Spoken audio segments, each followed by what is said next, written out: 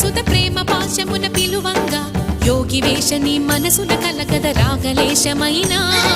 హే మహేశని భయద పదాహతి దైత్య శోషణము జరుపంగా భోగి భూష భువనాళిని నిలుపవ అభయ ముద్రలోనా